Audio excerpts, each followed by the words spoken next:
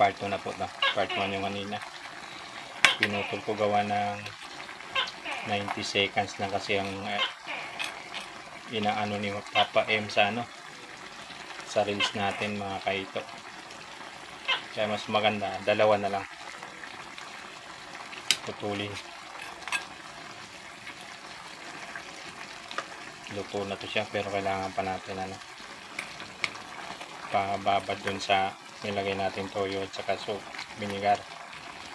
Then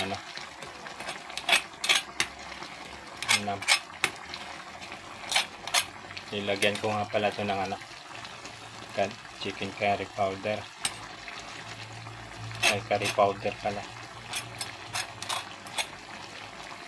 Para siya manghang.